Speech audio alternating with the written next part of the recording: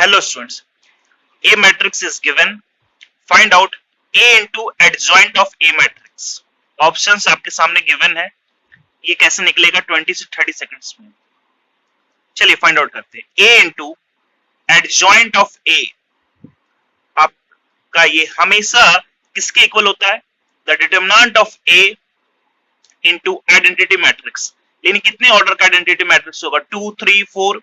तो आप गिवन देखिए, गिवन आपका मैट्रिक्स कितने ऑर्डर का है? This is 2 into 2, 2 row 2 column. तो ये आइडेंटिटी मैट्रिक्स भी कितने का है? आपका 2. तो चलिए यहां पर हम लोग देखेंगे कि डिटरमिनेंट क्या होगा इस मैट्रिक्स का. Left column minus right column, that is इसका डिटरमिनेंट कितना आएगा? 12 minus 2, दैट इज 10. तो हम यहां पुट कर देते हैं डिटरमिनेंट 10 और ये आइडेंटिटी मैट्रिक्स है 2 ऑर्डर का. तो 2 ऑर्डर का आइडेंटिटी मैट्रिक्स क्या होता है? 1 0 0 1. आप इसे मल्टीप्लाई कर दीजिए. 10 into 1 10, 0 0, 10 into 1 10. दिस तो ऑप्शन क्या हो जाएगा आपका? C option. बस इतना ही टर्म लगा हमें. नेक्स्ट क्वेश्चन की तरफ देखते हैं.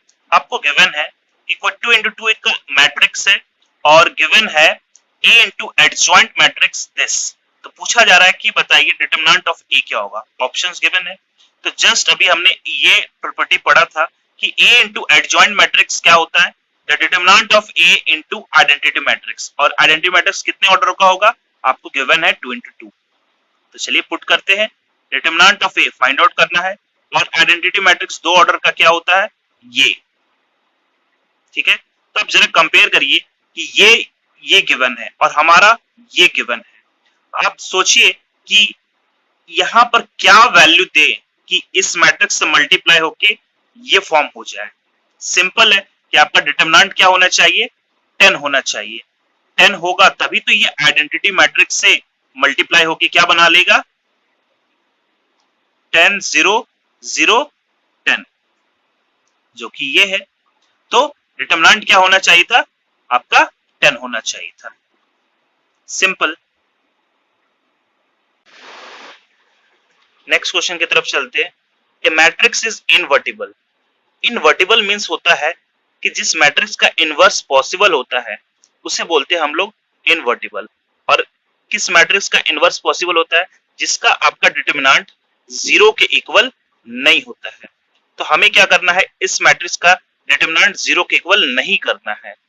तो चलिए इस मैट्रिक्स का डिटरमिनेंट क्या होना चाहिए? 0 के इक्वल नहीं होना चाहिए.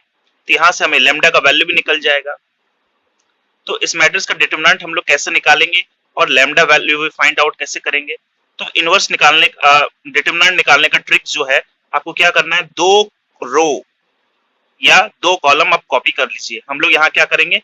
2 कॉलम कॉपी कर लेते हैं यहां बगल में. ठीक है. अब ये हमारा मैट्रिक्स बन गया इतना बड़ा. अब इसका आपको क्या निकालना है? डिटरमिनेंट. कैसे निकालते हैं? हमारे पास ट्रिक है left diagonal minus right diagonal. ठीक है. Not equal to 0. ये डिटरमिनेंट निकल जाएगा. तो लेफ्ट डायगोनल देखिए, अगर ये आप लेफ्ट डायगोनल मल्टीप्लाई करिएगा तो क्या मिलेगा आपको? 0. नेक्स्ट डायगोनल आप मल्टीप्लाई करिएगा तो क्या मिलेगा? +1. नेक्स्ट डायगोनल आप मल्टीप्लाई करिएगा तो आपको मिलेगा -12. और राइट डायगोनल की माइनस राइट डायगोनल, तो आप इधर से राइट डायगोनल मल्टीप्लाई करिएगा तो आपको मिलेगा 6, देन प्लस लैम्डा, देन 0. ये आपका हो गया -11 -6 minus lambda is not equal to 0. Then lambda को आप उस साइड कर दीजिए और ये कितना हो गया कैलकुलेशन आपका? -17. तो लैम्डा का वैल्यू कितना आ गया? -17. ऑप्शन ए आपका आंसर हो गया.